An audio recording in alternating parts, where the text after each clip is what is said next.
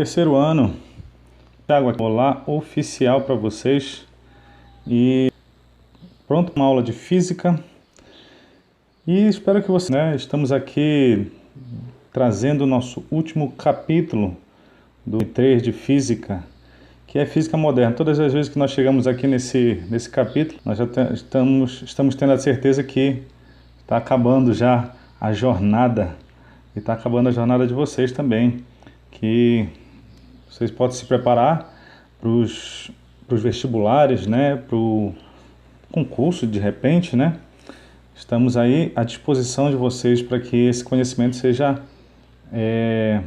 atingido de maneira mais satisfatória. Bom, física moderna. Esse tema é interessante e porque, pensando, por que moderna? Então quer dizer que tem uma que é a tradicional, não sei como é que você pode pensar. Então essa física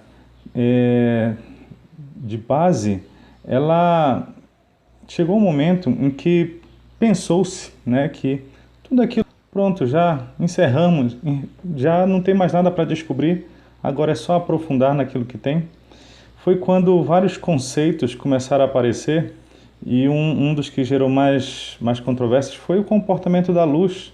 Então, vários físicos começaram a construir teorias diferentes a respeito disso, e não somente disso, Então, muita coisa foi produzida.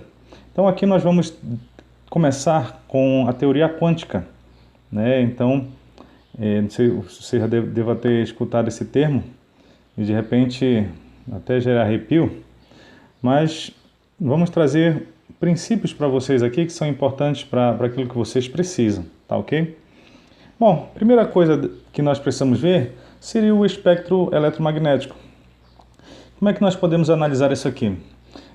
Bom, no estudo do eletromagnetismo, nós vimos o comportamento, Vimos a ideia do campo magnético e na eletrostática nós vimos o campo elétrico. Então, acontece que uma carga elétrica, quando ela está parada, ela está gerando o seu campo elétrico. Mas se ela for acelerada, ela começa a produzir, ou se estiver em movimento, já não precisa nem ser acelerado, ele já começa a aparecer o que nós chamamos de campo magnético. Terminamos os capítulos, as aulas anteriores tratando sobre isso. Então, esse espectro eletromagnético, se nós pudéssemos visualizar esse campo, ele teria essa cara aí. Então, você está percebendo que no eixo Z, nós temos a forma de onda do campo elétrico, enquanto que ou seja, o comportamento elétrico o comportamento elétrico do elétrico, do campo, perdão. E aqui nós temos o campo magnético. E você percebe que eles estão formando 90 graus. E aqui no eixo X seria o nosso eixo de deslocamento dessa onda. Então essa seria a cara de uma onda eletromagnética. E a onda eletromagnética, já que ela é transversal, ela pode ser polarizada. Vocês já viram sobre polarização no segundo ano, Então dê uma revisada nas aulas de ondulatória e, por que não dizer, de ótica geométrica, certo? Então, olha só que interessante. Então, esse espectro eletromagnético, ele tem uma faixa, que seria essa faixa aqui, ó.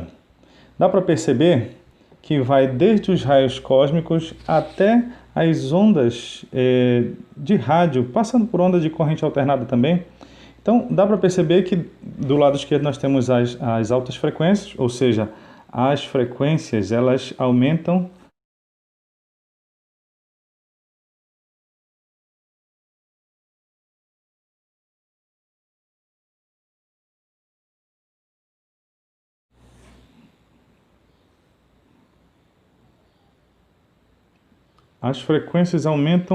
para a esquerda.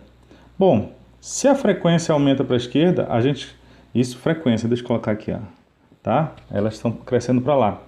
A gente sabe pela lei fundamental de onda, V igual a lambda F, que se frequência aumenta, significa que o comprimento de onda está diminuindo. Então, o comprimento de onda ele aumenta já para o lado direito.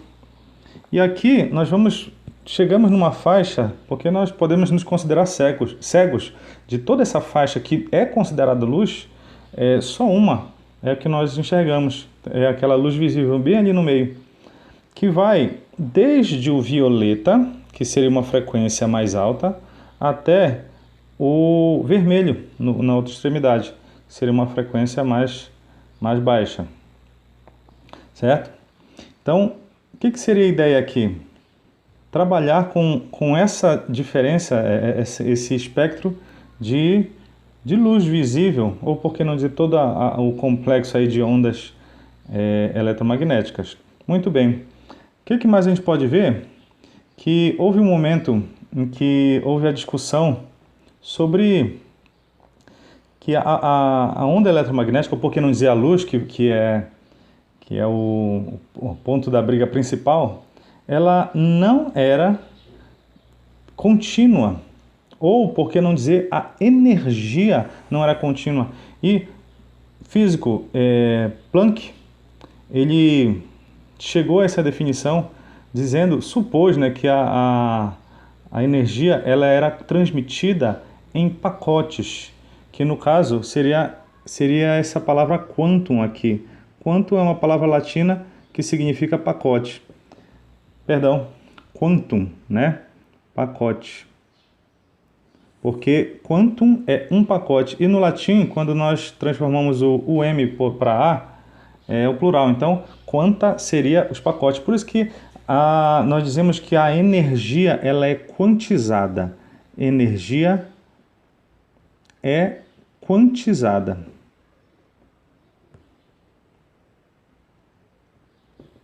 Muito bem. Então nós temos a emissão de vários pacotinhos de energia. Deixa eu colocar aqui uma fórmula que foi a que guiou esses físicos, sabendo que você não vai ter a necessidade de seguir, trabalhar com essa fórmula, mas eu preciso deixar aqui o nosso conceito. Então vê que a energia ela é proporcional à frequência. Ou seja, quanto maior a frequência, maior a energia que cada pacotinho desses tem.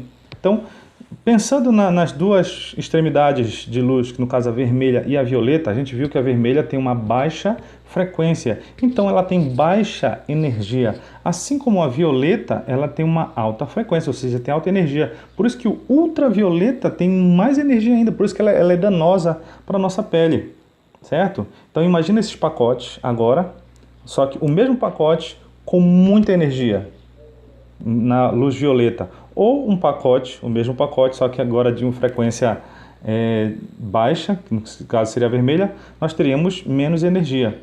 Tá? Vá guardando essas ideias, que vão ser interessantes para o próximo ponto aqui. Esses conceitos são bem interessantes. Nós temos o que nós chamamos aqui de o efeito fotoelétrico. Esse efeito é importantíssimo na física moderna e também foi o responsável por várias definições dentro da física e que deu o pontapé na física moderna. Bom, a verdade o que seria o efeito fotoelétrico? Ele foi descoberto sem querer pelo físico Hertz, que ele tinha uma chapa metálica, né?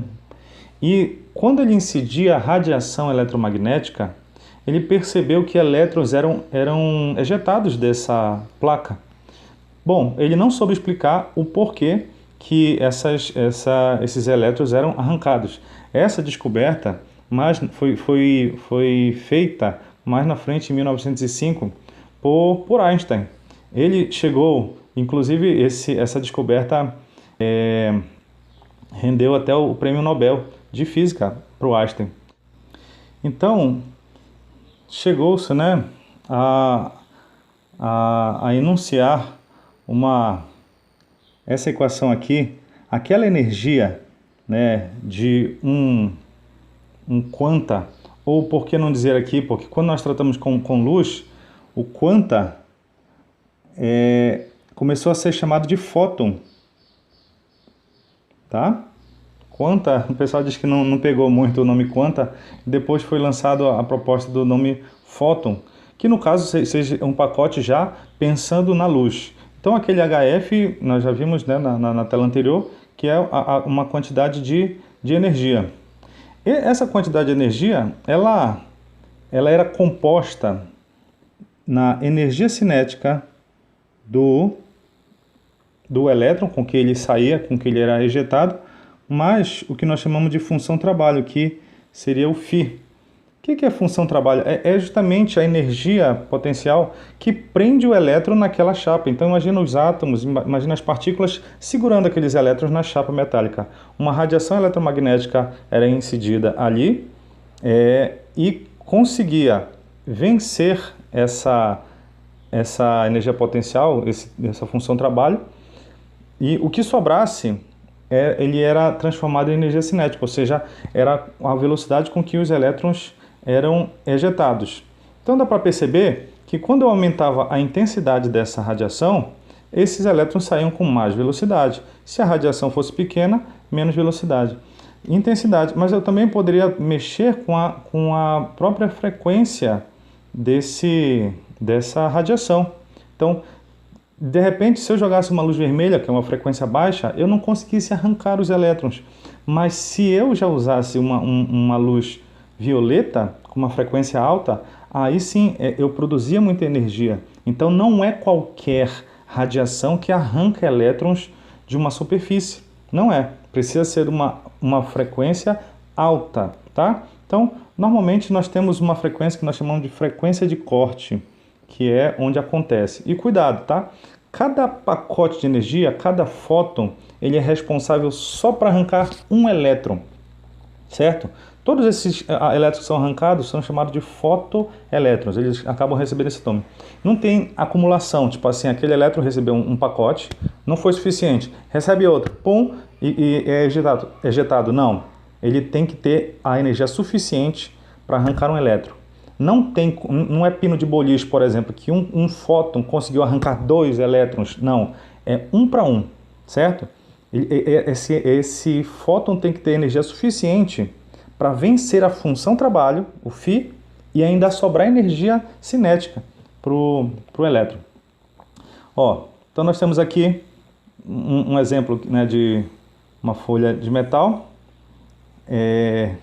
e uma baixa intensidade, ali a luz vermelha, e poucos elétrons emitidos.